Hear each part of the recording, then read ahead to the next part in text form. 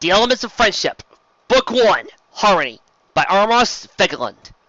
Chapter 10, Cutie Mark marks the spot. First order of bases, Cutie Marker Slayers! Apple Bloom barked out over the podium. Really, just an empty apple bucket turned upside down, to the unicorn and Pegasus feelings facing her. Everybody else in our class has got their cutie marks ahead of us. That means we gotta stay together. We gotta work it out ourselves how to get our cutie marks. And we're gonna get our cutie marks at that time! On that ominous note, she perked up as he brightly finished. Any questions? Sweetie Belle put up a hoof, fetlocks as curly as her mane. Yes, Sweetie Belle. Sweetie put down her hoof. Can we just ask the adults how they got their cutie marks? No kind to you, Sweetie Belle. Apple Bloom shook her head, her big paw pouncing lightly. I want to explain Mike how to get your cutie mark, and he said it's something that you gotta figure out for yourself. Scootaloo stuck out her tongue and made a retching noise. Ugh, I got the same thing for Fluttershy one time. Sweetie Belle and Apple Bloom gave her odd looks as she shrugged. Rainbow Dash was staying over her house for some reason. Some sort of sleepover, I think. But anyway, Fluttershy told me that getting a cutie mark is about finding out who you really are. She put on a briefly falsetto in imitation of the meek yellow Pegasus. In an instant, she dropped out of it and finished. That's boring. A cutie mark really comes out from action. I'm sure of it. Rainbow Dash had to have gotten her cutie mark through some really sleek moves. I'll bet Applejack got her cutie mark by bugging all the apples in Sweet Apple Acres one day. Apple Bloom cried gleefully. Or maybe Rarity put every gem on Harmonia into the best dress ever for Queen Celestia, squeaked Sweet Belle. Or maybe Rainbow Dash did the Sonic Rainboom. Scootaloo's two compatriot crusaders gave her baffled looks. She arched a cerise eyebrow. What? Every Pegasus knows the... Oh, right. She chuckled nervously. Sonic Rainboom? Apple Bloom echoed. What's the Sonic Rainboom? Asked Sweet Belle. Not entirely sure myself, Scootaloo began. But it's supposed to be what happens when a really awesome Pegasus gets going really fast. So fast that no other Pegasus has ever flown that fast, except one. She smirked broadly. General Firefly of the Wonderbolts! The fastest flyer who ever lived! Except Rainbow Dash, of course. That sounds awesome! Cried Sweet Belle, her voice cracking.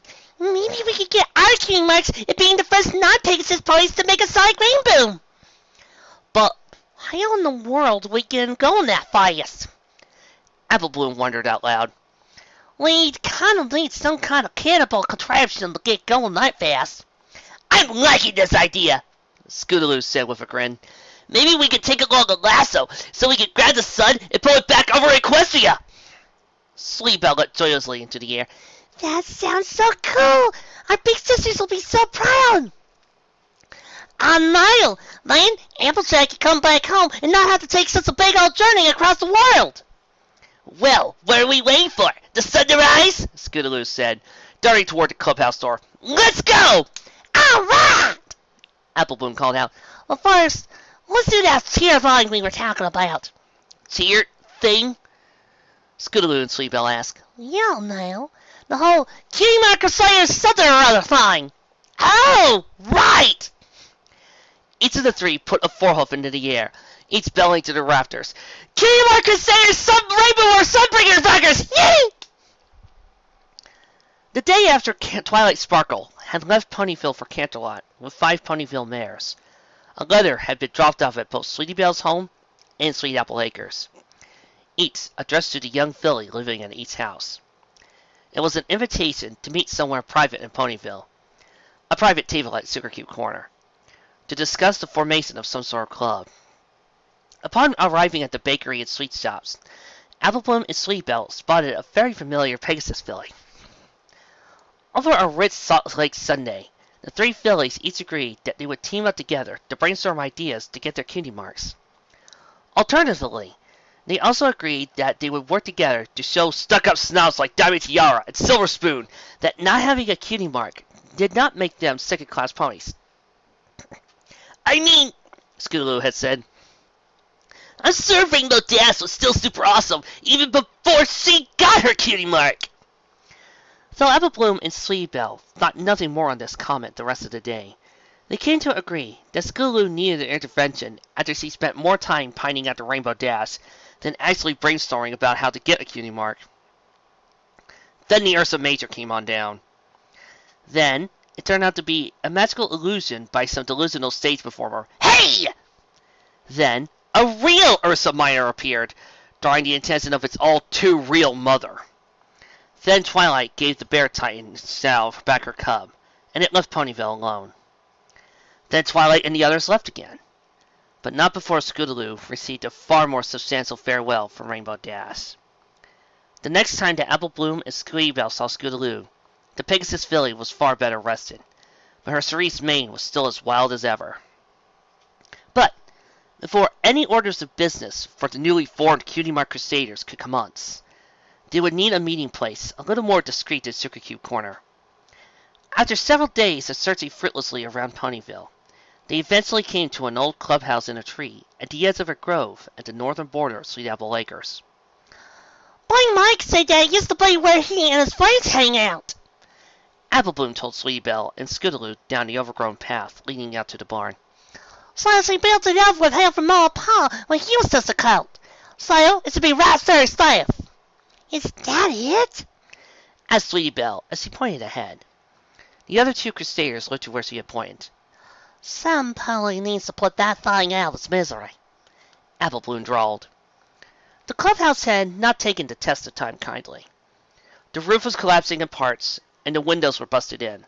The front of the door hung off one hinge. We heard he wouldn't come at this thing with a 10-foot-and-a-half furlong pole, Sweetie Belle commented. But it's just a fixer-upper. Yeah, I can see that. It just needs a little bit of TLC. As in, tender loving care or totally lost cause. Despite Scootaloo's quibbing, the Crusaders set to work on restoring the old clubhouse to working conditions. For the first week, the fillies plugged away at trying to fix up with direction from Apple Bloom. Even with the farmer filly's guiding hoof, Sweetie Belle and Scootaloo would inadvertently botch the areas they were working on, setting the reconstruction back at least a day. When asked for more direct guidance, Apple Bloom refused on the grounds she would only make it worse. Size, I want Cutie Mark to rebuild and run down old clubhouses. I mean, there could be a big old market for that, can't there? Apple Bloom did acquiesce to asking Big Macintosh for assistance and guidance in restoring the clubhouse, however. The three fillies, Earth Pony, Unicorn, and Pegasus, worked together with Big Mac's tack-turn instructions to tear out the rotting salts of wood and refit in fresh planks, to carefully replace the windows and window frames, to sand down the floor and disinfect the clubhouse of any old sorts of creatures that would call it home. Last was the repainting, pale rosy pink with a burgundy hoof. It took a good 2 weeks before to fully restore the clubhouse, but it was done by the month anniversary, as Sweetie Belle called it, of their big sisters leaving to go save the day. With Big Mac's permission and oversight, they were allowed to indulge in a special brew of the Apple family cider. A dram of hard cider had been added for each gill of fresh cider, to help calm the body and nerves. Well, Apple Bloom had said, as she planted her empty mug on the smoothed-out wooden floor of the clubhouse, wiping away the bubbly froth around her lips. I don't think this is a clubhouse we could call a meeting place. Sweetie Belle nodded with a smile. It's got plenty of space for brainstorming. And it's got a telescope, so we can see if any party's coming before they can see us, Scootaloo beamed. So, all in favor? Asked Apple Bloom. All three fillies had put a forehoof in the air, grinning brightly at each other. They lowered their hooves down after a moment. All in favor? None of the three put a hoof in the air, only glancing awkwardly back and forth at each other. Is that even what out of favor means? Sweetie Belle had asked. Who cares? Scootaloo replied. We're all set to start our first order of business. At which point, Apple Bloom turned over an empty bucket of apples and began her spiel. Collecting parts for an impromptu catapult proved to be surprisingly difficult for a trio of frolicsome fillies on a farm, brimming with old parts of outdated farm equipment. The grown-ups of Sweet Apple Acres, in other words, every pony but Apple Bloom, had taken care to hide anything dangerous from Apple Bloom, and the event she got a little too curious. Accurately say I'll see the sense of this child, Granny Vest said feebly when Apple Bloom asked her in the living room. The elderly mayor's hearing trumpet popped on the lampshade by her rocking stair. When I was your age, I wasn't so worried about my cutie mark as I was about taking to my pappy's farm out by Philadelphia. But Granny, Apple Bloom implored, everybody else in my class except for me, Sleepbell, and Apple Scaloo has their cutie mark already. I don't know how long Applejack and her friends will be out saving the world, but I really need to get my cutie mark before they come back from the big adventure. Granny Smith scratched the back behind her ear. I understand you're a princess, Apple Bloom, and I got the pleasure of watching you keep your big sister out. But all good things come in time, and a cutie mark's something that takes time. What is it you're good at? I don't know. But that's why we want to build a catapult, Scootaloo cut in, so we can see if our cutie marks are catapulting ourselves and pulling the sun back into place with a lasso. The three fillies beamed heavily at the Apple family monarch, who rubbed her chin in thought. Murmured Granny Smith. I don't think that's how cutie marks work. A cutie mark is when you realize what you're good at, and what you really like is what you're doing.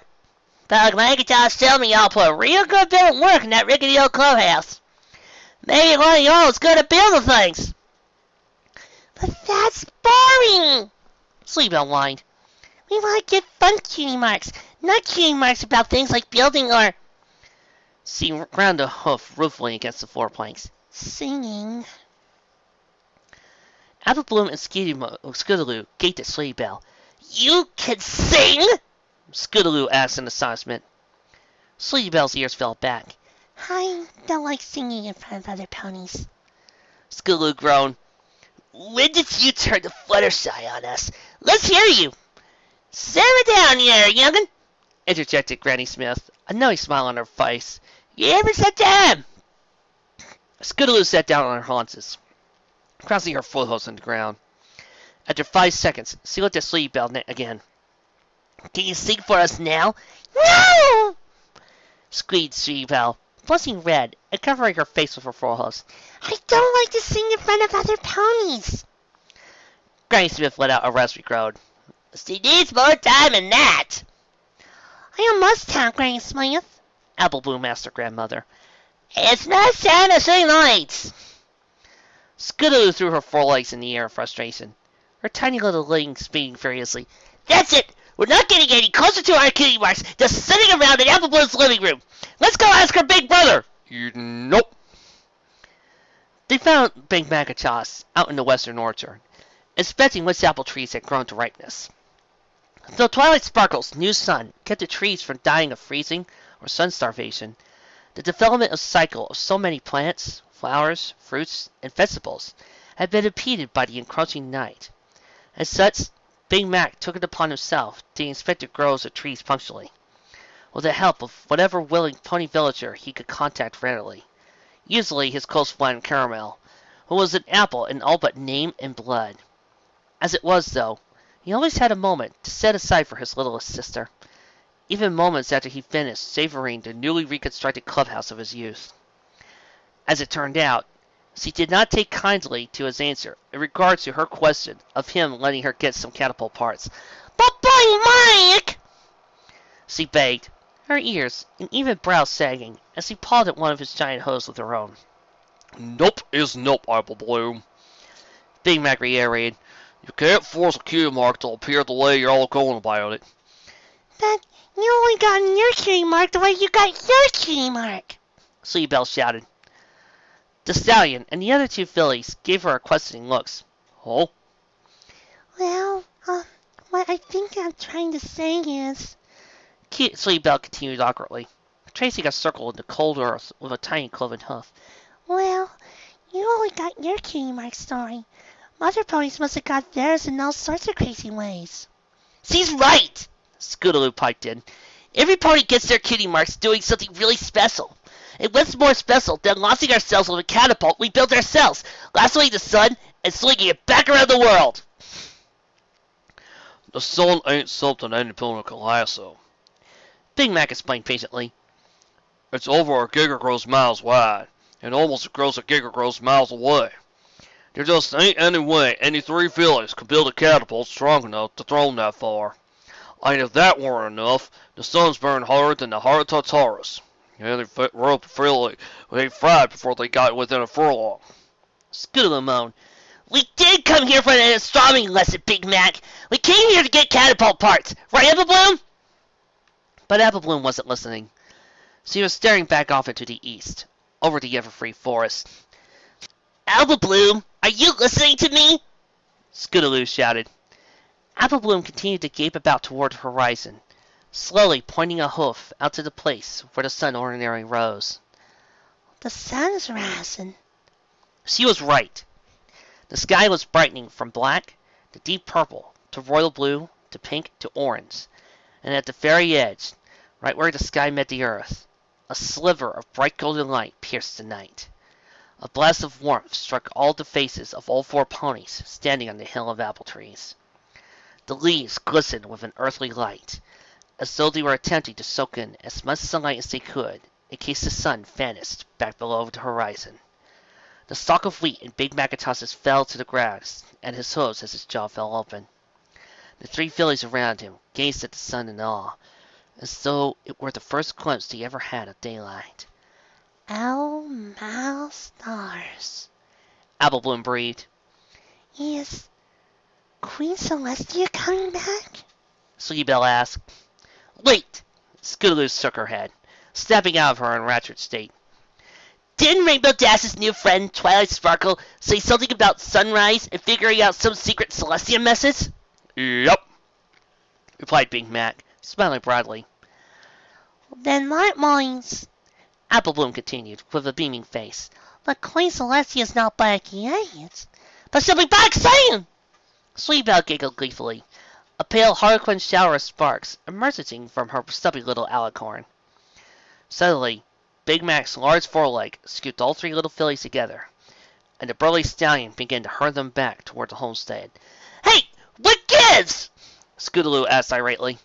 What's going on, Big Mike? Nightmare Moon will sing lad. As he won't be happy, he said shortly. So send her troops down here. We gotta let ourselves down for now. Why though? Sleepy Belle asked confusedly. I bet you could fight all of them off, Big Macintosh. The big apple stallion gave a small, humbled smile. Well, maybe. But why risk getting swamped? After swiftly alerting his grandmother to the situation regarding the sun and Nightmare Moon, Big Macintosh deposited three protesting fillies in the Sweet Apple home and promptly bolted for Ponyville proper. He gulped. This would require a lot of talking. Reaching Town Square, Big Macintosh looked around at the ponies present. There was Golden Harvest, picking up her carrot baskets. Bonbon and Lyra, respectively, putting away jars of candy and placing a lyre into a case. Pinot Noir was taking down displays of her vineyard wives. Stellar Eclipse, placing cartons of chicken eggs into a cage containing a very irate white rabbit. And many more, whose names Big Mac knew, but did not feel the need to remind himself, as it looked like most every pony had gotten the right idea as well. Still, it wouldn't hurt to help some pony else out so they could all get back to their homes quickly, before the new Nightmare Guard up at the newly rechristened Endymion arrived to tear Ponyville down for providing shelter to Nightmare Moon's most wanted. So, Applejack and company were called on the radio by those radio hosts who were intimidated or hypnotized into obeying Nightmare Moon. Big Mac approached the Nerf Pony Stallion. He had a light amber coat, a chocolate brown mane, bright blue eyes, and a cutie mark of 3 sky blue horseshoes. This was Caramel, the last of Big Mac's childhood's friends who had not moved off from Ponyville. He was a forgetful sort, but forgetful help was better than no help at all. So, Big Mac had hoped. Caramel was startled to see Big Macintosh. Big Macintosh! Oh, I wasn't expecting to see you here. Are you here to help me take my seed wares back home to stock? Yup. Caramel turned back to his cart, counting the bags of various types of seeds. His ears flattened. That's strange. Did I really only bring along 2 bags of sunflower seeds? Big Macintosh sighed to himself. Caramel must have forgotten to restock his cart the night before. The firstborn apple sun looked up at Miss Twilight Sparkle's fake little sun in the sky. Or as close as to that as we're likely to be able to get for a while, he thought. He did not doubt that his younger sister Applejack had fine intentions in leaving with Miss Twilight Sparkle to help overthrow Nightmare Moon and reinstate Queen Celestia.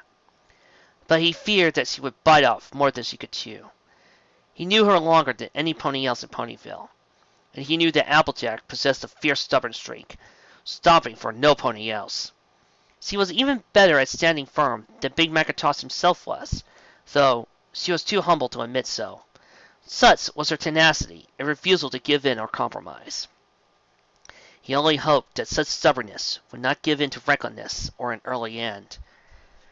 Breaking himself up back to present, Big Macintosh hitched himself into the harness of Caramel's cart and began to tow it toward Caramel's home. Oh, well, thanks, Big Apple, said Caramel, using his own personal nickname for Big Macintosh. He always told Big Macintosh that he felt the term Big Mac to be uncannily close to mentioning something that those meat-eater griffins would eat. Don't mention it, grunted Big Macintosh as he buzzed past the Bonbon Lyra pair. He never enjoyed talking much, even around family. He was already surly enough with having to be so bluntly reminded of Caramel's forgetfulness on top of Nightmare Moon's impending crackdown on Ponyville, and his littlest sister getting the wrong idea of kitty marks into her head. Regardless, when they reached Caramel's home, Big Mac offered Caramel a very patient smile and helped the Slayer Stallion haul his wares indoors, stowing them in his seed stores in the back. After only 3 trips back and forth, sunflower seed bags were not the only wares which Caramel had forgotten to restock his cart on. Big Macintosh bade Caramel a wordless farewell and left for town square. That's how I got my kitty mark. Granny Smith finished to the 3 fillies. Apple Bloom's eyes sparkled. Wow. Scootaloo made a raspberry. Philly! That sort of thing ain't gonna help us get our kitty marks. Granny Smith let out a knowing chuckle. Oh, I don't know about that, youngster. My grandpappy told me the story about how he got his kitty mark. I got mine less than 2 weeks later. Those kitty mark things, you gotta take your time with them. Figure out what your special talent is, and... Whatever it was that Granny Smith had to say further on the subject was lost, as the elderly matriarch's eyes slowly slid aside as he was speaking, before her head bobbed down, as he slowly began to snort and snore. Scootaloo raised an eyebrow skeptically at the sleeping old mare, turning toward the radio on the corner table. There's gotta be something good on right now, she said, just before she began to spin the dial with her teeth. A silicate din of chattering voices and spurts of music reached their ears. Hey! Squeaked Sweetie Belle, trotting over to rest beside Scootaloo in front of the radio. Maybe there's gotta be something about Randy and her friends. Apple Bloom shook her head hesitantly. I don't know.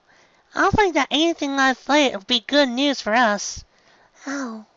Sweetie Belle sighed sadly, before perking up brightly. Maybe the Sea Sandwich Band is playing something. Or maybe there's some story about the old Nightmare Moon war going on. Or maybe there's a daring do radio play. Scootaloo received odd looks from her 2 accomplices, before shrugging her forelegs. Better than reading, ain't it? Awkwardly returning to spinning the dial back and forth, Scootaloo cast her mind out to her prospective mentor and, hopeful, big sister Rainbow Dash. Where was she now?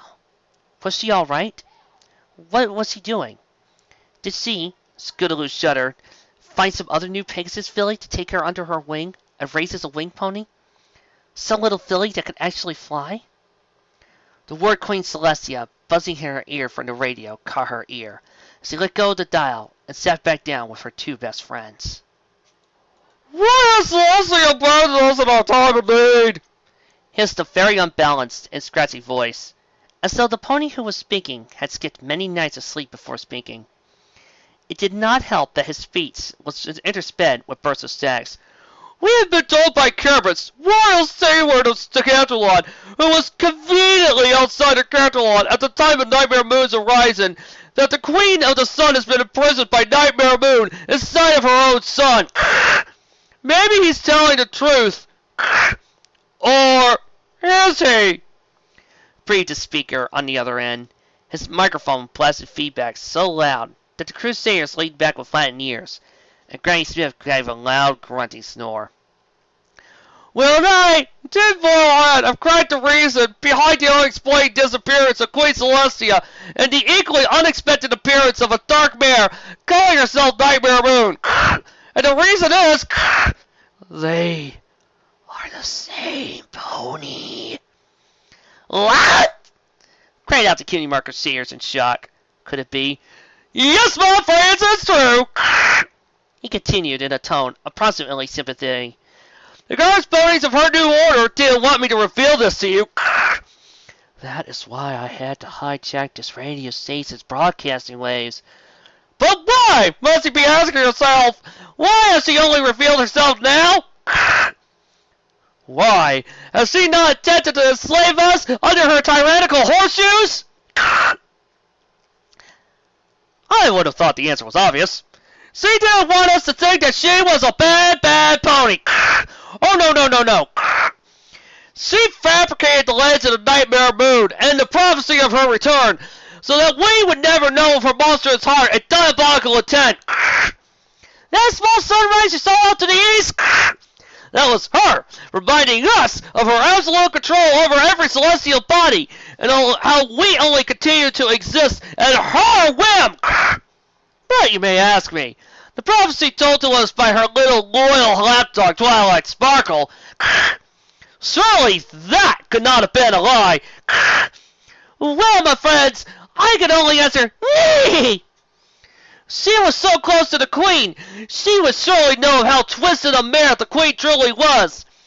It was obvious that she is Queen Nightmare Celestia's right-hoofed mare, out to conquer the planet with her band of hypnotized lackeys. Wait a minute. Sleevell began, raising a hoof in query. This pony sounds super crazy. Yeah, I was beginning to think that too, Skulu replied. Right. Let's go and place the station, Appaloon said, getting up to take the dial in her teeth. Wait! Skulu hesitantly, biting her lower lip. I gotta hear how crazy the rest of this is. Cocking an eyebrow at the Pegasus, Appaloon sat down nonetheless, as Tinfoiled Hat continued on his tirade. Then there's a conqueror all of Saudi Arabia. Then the fiendishly cool Shutterfly shall be the attention and charge of that country. Then there's a conqueror. A clattering of ruckus arose on the other end of the radio. And Tinfoil's voice stopped immediately. In a moment, it returned, losing its maniac tone and getting an irate edge. Do you mind? This is a very important message that the ponies of Equestria need to... The sound of a hoof striking a chin rang out. A skidoo put a hoof in the air with a woot. Find her!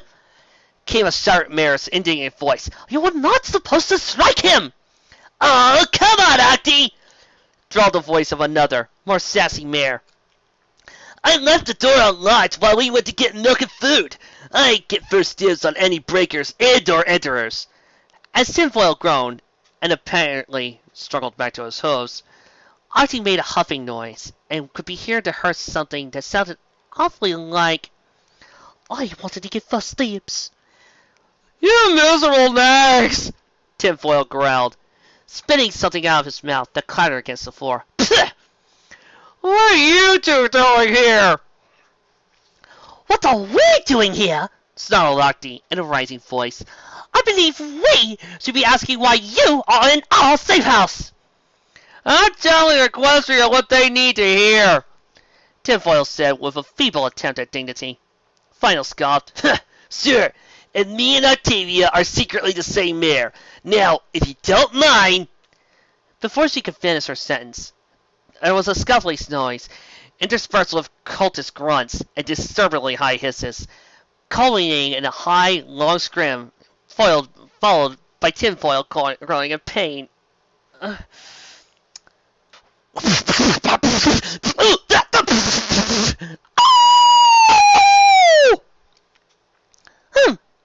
mused Octavia. For certain, even most scared things cannot reach our pits. I'm impressed. Final let out a long, guffawing laugh that Scootaloo echoed. The latter occasionally checked out a couple of words. She kept her in the Now! Growled a surprisingly dark-sounding vinyl, and he heard the unmistakable tinkling sound of a unicorn's shimmer. If you don't mind, get out! Tinfoil let out a great and long yell.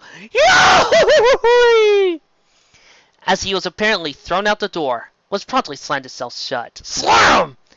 Final let out a heaving sigh. Man, that duckhead really worked my appetite. Final grumbled. I need tomato juice. There's some left over in the fridge, Vinon, sighed Octavia, whose voice was far louder. She must have been standing closer to the microphone. She breathed softly before speaking directly into the mic. Apologies for that, dear listeners, but it would seem that Daydreams with DJ will be postponed until such time we can find a new safe house. If some pony didn't leave the door unlocked and let some lunatic prat waltz right in! The sound of exhaling sharply through nostrils. In any case, we will take extra care that Tinshu mental cases do not use our station as a platform for the ridiculous theories in the future. You'll know when we are back on the radio waves. As always, keep those dials spinning and those smiles shining. Hey! That's my line! Came out Vital's indignant voice before the broadcaster cut to static. The cutie marker stayers looked back and forth at each other. I don't think I want to listen to the radio anymore, Sleebell said softly. Neither do I, agreed Apple Bloom. That had gotten entirely too scary. Finding out that some pony could think something so crazy and do something so wrong as to break some pony's home. Are you kidding? Scootaloo grinned at her two friends. That was hilarious! Hilarious? Apple Bloom questioned. How was that funny? How could it not be? I mean, it's so obvious that it was a fake guy telling fake stories. That's what it made so funny. That tinfoil has a laugh and a half. I don't know. Sleebell glanced back at the radio. I think those DJ ladies really hurt him. Well, he rightly deserved it, Apple Bloom said with a stomp of her hoof. He shouldn't have been breaking in and entering like he did. Well, yeah, that was pretty bad, Scootaloo conceded. But you gotta admit, it was pretty funny when she kept doing the Scootaloo! Apple Bloom hissed, shoving to Pegasus. She nudged her head toward Granny Smith, who was rubbing her eyes sleepily with one foreleg. The three fillies watched the old mare for a few tense seconds, but Granny Smith lowered her leg and rested her weight upon it once more, snoring softly. Apple Bloom breathed a sigh of relief, before fixating a glare with scrunched lids at Scootaloo. What did I do? Scootaloo asked. You almost woke up Granny Smith, and she don't like being woken up for her naps, especially not in this whole eternal night thingamabob. Sorry, Scootaloo said with an abrasive edge. Sans! Apple Bloom grinned. We wouldn't want Granny to stop helping us help Big Mac out in Ponyville. Sleebell guessed lightly. Maybe there's a catapult parts we can get in town. Scootaloo grinned. Yeah, there's this huge basket thingy they use for laundry out of the orphanage that I know will be good for a catapult. Ah! Apple Bloom and Sleebell cheered, charging out the door. Scootaloo followed after a moment, glad they did not know or question her how she knew the orphanage so well. Thank you so much for your help, Big Macintosh, said Miss Mayer, a hoof on her chest, as she smiled proudly at the burly apple stallion. What's more, the Apple family comes through from Ponyville. Yup, Big Mac replied simply. Sure, every pony thanks the Apple family for the work of one stallion. Diamond Tiara groused next to her father. But if it wasn't for Great-Granddaddy Sticking Roots, Ponyville wouldn't have anything to call Ponyville in the first place. but Retorted her father shortly. If it wasn't for Miss Alicorn and Alice Smith's sap-applewares to put Ponyville on the map, my grandfather, stinking Ritz, wouldn't have had become so wealthy in the first place. Now, every pony, the mayor continued, her voice losing much of its joviality and becoming more serious. Please hurry back to your homes, and try not to act suspicious if the nightmare god comes a-knocking. Just tell us the truth. Twilight Sparkle is not here, and it hasn't been here for weeks. Every pony nodded, standing beside or hitched to their carts, ready to return to their homes in an instant. Everything could have proceeded very quickly and smoothly, if it were not for the sonic boom. Every pony in town flattened their ears against skulls, obeying the rush of adrenaline and the ancestral evolutionary urge to bolt, and save themselves for the benefit of the herd. The result was a cacophony of crashing carriages and a plethora of ponies. Big Mac and Mayor gaped at the chaos that had erupted in the town caused by the sonic boom. Looking up at the source, the pair of earth ponies barely registered a pack of 11 purple shapes before them. One of them landed directly in front of the gazebo, a miasmic trail dissipating behind it as it resulted to the shape of a shadowy Pegasus.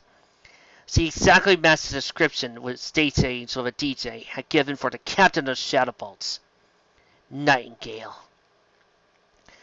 Then, a second sonic boom shook Ponyville, shattering windows around town square and overturning several unattended carts. This paralyzed the panicked ponies in town square, stopping in their tracks and staring with wide, fearful eyes at the dark captain. Hi, Big Mike! Big Mac's heart clenched in his head, turned back towards Sweet Apple Acres. Apple Bloom and her two friends were galloping his way as fast as their little legs could carry them, or in Scootaloo's case, buzzing her tiny wings as fast as she could to propel herself forward on her scooter. We thought you could use a little help. Apple Bloom trailed off as she saw Nightingale's Shadowbolt captain standing in front of Town Hall, her mouth full of fangs bared, and her shadow gargles resting against her chest. 10 more Shadowbolts descended behind her slowly, half of whom were Pegasi, and the other, Bath ponies. Nightingale's slit pupil eyes narrowed on Big Macintosh. Staring. A Shadowbolt Pegasus stallion, with his muzzle completely covered by a black flap to Nightingale's front, bowing slightly before his captain. Go up to Sweet Apple Acres and turn out the place, she ordered fiercely. Turn the place upside down. Look for any sign that Most Wanted were here recently. They ain't been here weeks! Apple Bloom blurted out, before Big Mac drew her back to his side with a quiet hush. Nightingale glared at the small filly. We'll be in charge of that. Stern nodded his assent to Nightingale's order silently, before he bolted off above the heads of the pony villagers towards Sweet Apple Acres. Turning back to the gazebo, Apple Bloom gave a squeak of terror. Nightingale was right on top of her. Big Mac gave a roar of rage and made to cuff the Shadowbolt captain across the head with a mighty forehoof. The area where he would have struck her turned into a miasmic blue mist, his hoof traveling straight through her as she glared at Apple Bloom. We'll be having none of that! She snapped at the baffled Big Macintosh, before she practically touched her muzzle to Apple Bloom's. The filly's ears fell flat, skidding backward into her big brother's forelegs, Scootaloo and Sweetie Belle shuddering at her sides. The moon wears many faces, my little pony, Nightingale hissed. The faces of kindness, love, of fury, of sorrow. You are to love every one of the moon's faces.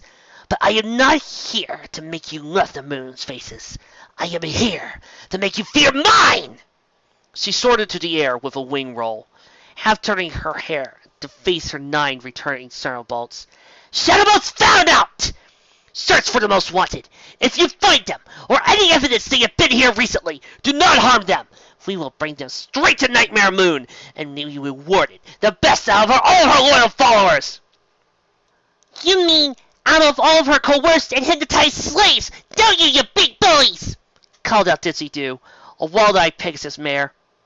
Nightingale passed a surprisingly gentle look over to the gray Pegasus. Oh, silly me. I forgot about the whole coercion part. Ponyville! Her voice boomed out, reverberating from every beam of timber, every cornerstone, every shard of glass around the hamlet. Your pillage is a known haven for those who conspire sedation against our Queen of Everlasting Night. Surrender them, or information leading to them, and we will leave your quaint little hamlet unsearched. Every mare, stallion, and foal glanced fearfully at one another. The mayor faced Nightingale with conviction in her lined face. You can threaten to raise our Ponyville to the ground, but we will never surrender to a single pony of you! Around her, the looks of fear melted away. The masked mayor's look of defiant resolve. 8 of them, including the young Dragon Coat Spike, as a part of our extended family here in Shadow Valley. You will never get a whit of information out of... They were going to the Crystal Mountains! Piped up a shrill Billy's voice. Scores of eyes turned around to face Diamond Tiara, who was pointing up past the North Equinus Mountains. They should be getting there pretty soon. If you hurry, you might catch them. Ladies and gentlemen, I've read my fair share of fics involving Diamond Tiara. I've read multiple fics where she is either redeemed or done normally evil. It's typical. She could be a brat. That's who she is. I'm used to that. But I can say with all honesty that this might be one of the most evil, cruelest, and a-holest versions of Diamond Tiara I have ever read in my life! Yes, I can say that, and I have read Sleepless. Sleepless, a fic where Diamond Tiara suffers from narcolepsy and slowly kills every filly that she can get her hands on. This Diamond Tiara is worse than a freaking murderer! Yeah, I can't believe this. I hate this Diamond Tiara more than the murderer. I want to slap her. I can't wait for her to get her comeuppance. Filthy Rich gaped at his daughter's brazenness, and many ponies who had merely tolerated her in the past leveled looks of deepest loathing at her. In spite of this, she held a look of smuggest triumph on her face. This live reader has never hated her so much. Until her father clamped his teeth on her daughter's ears and started to drag her off down the street, a look of most pronounced distaste on her face. Her tiara fell askew as she gave her father a distressed and panicked look. Daddy! What did I do wrong? They're not going to touch our money now. They won't touch our money. We just came for the Crystal Mountains, and they got away to make her knows where! Nightingale growled, an evil grin appearing on her muzzle as she continued. But it's gladdening to know how easily you'd sell 'em out, little filly. You must be so proud of your little filly, sir. She finished in a lilting voice like poison honey. Mr. Rince unclamped his teeth from Diamond Tiara's ear and glared at the Shadow Ball captain. I've never been more disappointed in my life, I'll have you know. But, Daddy! Don't talk until I have given you permission to, young mare. I didn't raise you to be such a self-serving little snitch! I have a few other words for her, but unfortunately the rating won't let me. But I don't serve myself. That's why I hired a butler, right? I'm hearing you talk without my permission, Degooly Dazzle Rich! Your allowance is now indefinitely withheld! I can't believe you would be so ungrateful to your family here in Ponyville! But you're my only family, Daddy, she whined, imploring at his hooves as tears ran down her muzzle. Ever since Mommy left for the funny farm, you're the only one who matters to me other than Sylvie. Sylvie! She cried out as she spotted Silver Spoon, who wore a neutral expression on her bespectacled face. You think I did right by Ponyville, right? We're sugar lump buddies, right? Silver Spoon walked up to Diamond Tiara, tilting her head down so she could look at Diamond Tiara over the rims of her glasses. Diamond Tiara offered a hopeful smile. Silver Spoon's hoof slapped roughly against Diamond Tiara's muzzle, the pink filly's jaw dropping in shock as the gray filly gave her a look of deepest disgust. You're a monster! Breathed Silver Spoon, her eyes narrowed to slits at Diamond Tiara, whose ears drooped at her eyes overflowed with fresh tears. Raising her head, Silver Spoon turned away from Diamond Tiara and flicked her tail in the latter's face. If you please, sir, Nightingale said shortly to Mr. Rich, who only nodded in return before nudging his daughter along with his head. She let out a few winning whinies, but acquiesced and allowed herself to be escorted out of town square and out of sight. Nightingale returned to the air, a look of somber fury on her face. if you will not surrender further information on the Most Wanted, then my shadow bolts will fan out across Ponyville and turn the place inside out and upside down. If we find a single shred of evidence that they've been here in the past fortnight, you will all pay dearly. Are you still sure you and your little ponies are all so noble, Miss Mayor? The mayor returned Nightingale's glare with a stare of steel fury. I can assure you, that filly is a bad seed. You won't find a single soul here who knows any more than you do. Nightingale floated down until she was almost nose to nose with the mayor.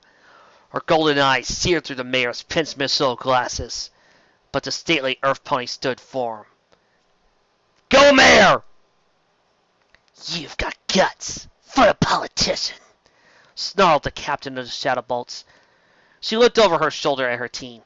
All right, mares and stallions, pick a side of bad ponies. Turn Ponyville on its head. Leave no pursuit unturned.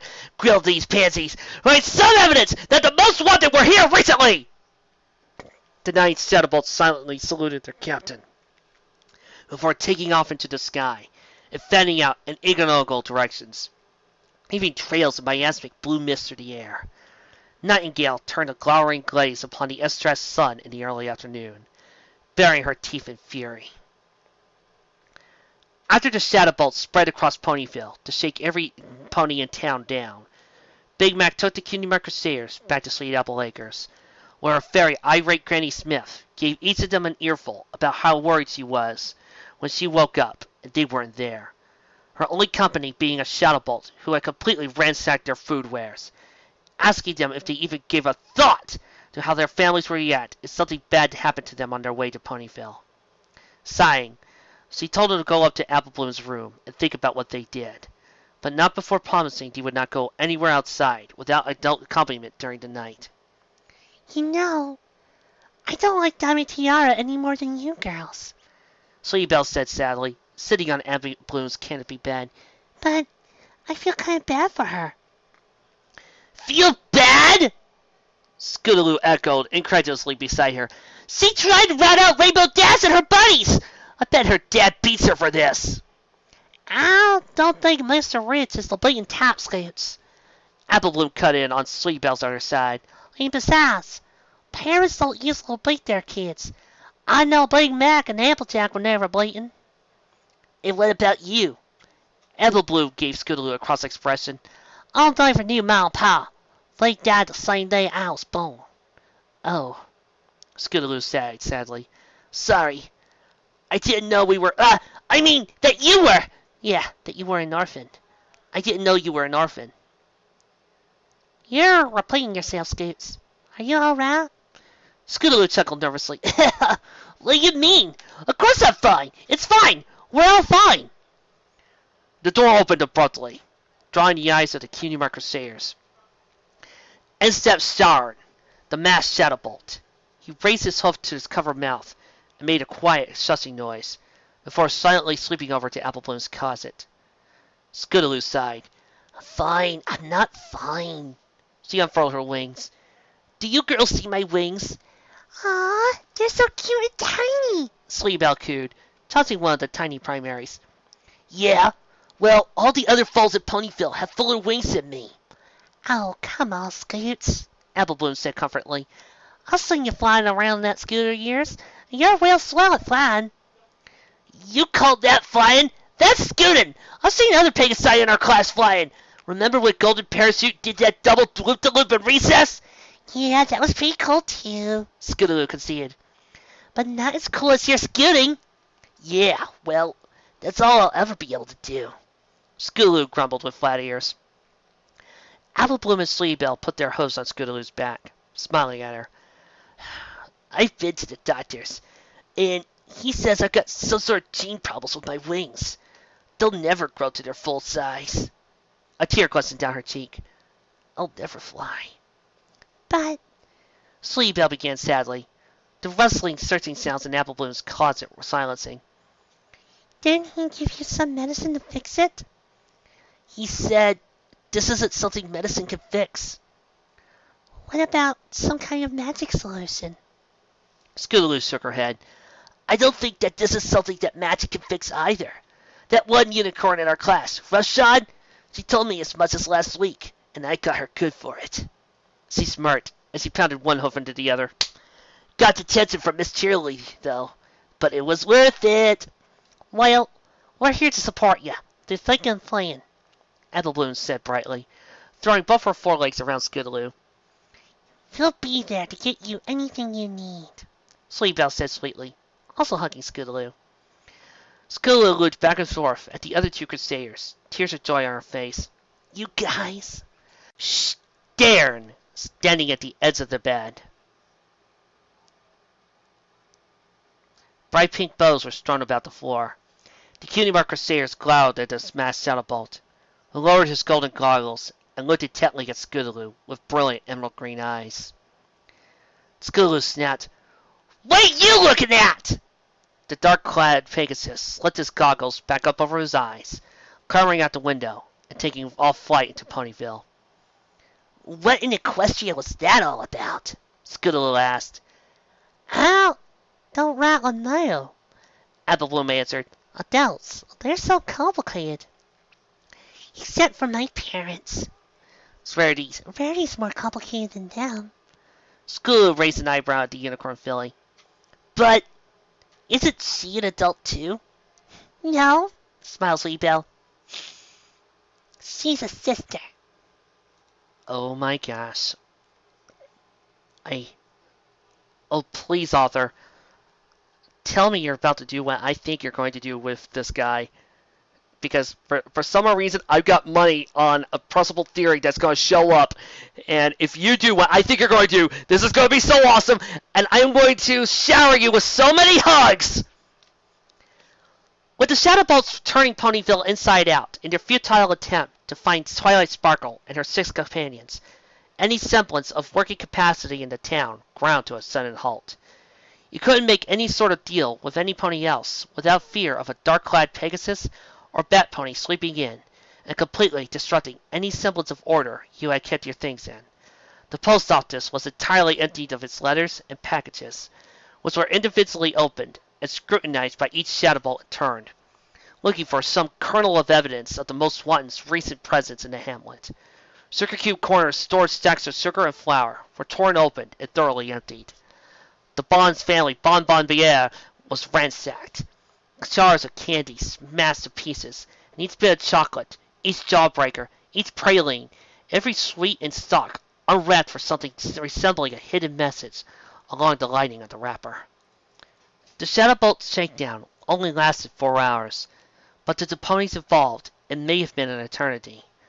They knew that the Shadowbolts would not find anything that would suggest that Twilight Sparkle and Spike and the 5 native pony villagers were in Ponyville more recently than 4 weeks before. Even so, the blatant invasion of privacy and lack of care for personal space by the Shadowbolts was an atrocious matter to be subject to, and it was with tremendous relief when the 11 intruders gathered in town square and confessed to the mayor that they had not found anything. But, Continued Nightingale, do not think that this means your village is off the hook, Miss Mayor. You're a marked mayor, as is every pony in town. So, until such time as Queen Nightmare Moon sees fit, this town will play a host to a carousel of the Nightmare Guard, who will make sure that you Ponyville ponies remain good little moon-loving ponies. The ponies standing around town square, watching these proceedings, began to raise an outraged din. But the mayor raised a single hoof to calm them. We will accept these terms, she said levelly. We know that you could do far worse to us, so long as we the day-to-day lives. Nightingale cleared her throat loudly over the mayor's statement. Realizing her faux pas, the mayor continued. Oh, so long as the night-to-night lives of my constituents remains uninhibited, we will raise no fuss about this arrangement. You're in no position to stand against them. Nightingale hissed as he flapped into the air. The rules have changed with your ruler, Mayor. Celestia has gotten sloppy. And now the true heir to Equestria's throne, to Harmonia's throne, has made her glorious return. And with that, 11 shadow bolts bolted into the air, 11-fold sonic boom blasting out from overhead, as a miasmic cloud exploded behind him. What direction they went in, Ponyville could not have known. As soon as the shadow bolts made themselves scarce from Ponyville, several mares around town square shrieked in terror. Ponies in jet-black armor had appeared from shadow alleyways, carrying polars with silvery scythe blades over their shoulders. Secateurs edges gleamed along the bodies of armor. A crescent moon blazed on each flank. Pale blue eyes gleamed under skull-like helmets. Earth Pony, Unicorn, Pegasus, and Bat Pony were represented in their ranks. The Nightmare Guard had come to Ponyville. Ponyville under martial law, Granny Smith murmured, rubbing a tired eye with a wrinkled foreleg. Never thought I'd live to see the day. Big Mac, can you bring the girls down? Yup. And, without another word, he strolled up the stairs, leaving Granny Smith alone to her thoughts. Granny Smith felt every one of her 810 years. She could still buck apples as good as any Earth Pony, but not as good as an apple. Her reflexes were getting sluggish. Her joints were getting creaky, and her hip was getting saggy. She pulled back on her wrinkled face hard enough. Her age would seem to melt away in the mirror, and a Southern belle would be smiling back at her in the mirror. But, ever since her husband left for Elysium, she had seen little reason to let her looks persist. She had many, many children with him, and they could carry the Apple name. Big Macintosh came back down the steps with 3 slightly sullen-looking fillies at his tail. The 4 of them set themselves down on their haunches in front of the Apple family matriarch, who commanded attention, despite being about half as many hooves to the withers as their grandson. Now, I just got wind of the fact that Nightmare Moon's done struck some of her guards down us here in Ponyville, She explained slowly and clearly. I personally don't rightly like it, but we gotta bear this burden. But why should we? Scootaloo asked angrily, her little wings buzzing like a hummingbird's. We didn't do anything wrong, so why should we let them push us around? Scootaloo! Applebloom said sharply. I don't like it either, but I reckon we ought to listen to Granny Smith. I don't know, Squeaky Belle asked nicely. Maybe we should ask them nicely if they can leave. Nope, Big Macintosh said shortly. They're not here because of yes, younguns, Granny Smith said, as she slowly rocked her chair. They want to be sure they can catch AJ and her friends if they come back. What? Applebloom gasped. Why's this not fair? fair or not fair, we gotta lay low. Big Mac said. Big Macintosh is right, Added Granny Smith. You can't give a Nightmare Guards any reason to be cross with you. Who knows what they'll do to you if they think y'all been in touch with Applesake or any of her friends. But we can still proceed for our cutie marks, right? Scootaloo asked nervously. So long as you don't involve catapulting yourselves out the louds of the sun, Granny Smith replied. The 3 fillies put their forehoofs triumphantly in the air. Alright! I still think y'all girls are taking this crusading business a little off center, Big Mac admitted. Applebloom shrugged. Well, if it helps us get our cutie marks before our big sisters come back, it'll be worth it in the end, right? Big Mac shrugged noncommittally. Well, technically, Rainbow Dash isn't really my big sister, Scootaloo said, as he rubbed her foreleg. but She's real awesome, and she's gonna teach me everything there is to being as awesome as she is.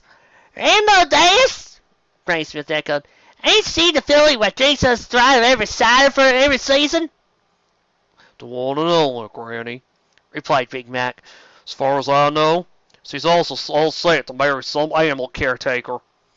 Aw, that's so sweet. More like sappy, Luke growled with her tongue sticking out. Never thought Rainbow Dash would do something so girly as getting married. Colts can get married too, Skillaloo, Sleepbell reminded. Yeah, Added Apple Bloom. and the way I heard, straight from the horse's mouth, she knows Fluttershy for ages and ages. She even told me last saddle season she was answered about the question. What that question was, I don't know, but... Wait! Skilloo's eyes went wide. Rainbow Dash is engaged to Fluttershy? Yes! Flutterdash for the win, baby! What? I'm a fan of Flutterdash. Don't judge me. When Granny Smith and Big Macintosh traded awkward smiles, and Apple Bloom and Sleevebell started to giggle inconsolably, Skillaloo had to wonder just how much girliness Rainbow Dash was hiding with her awesomeness. So yes, surprise Flutterdash. Woot.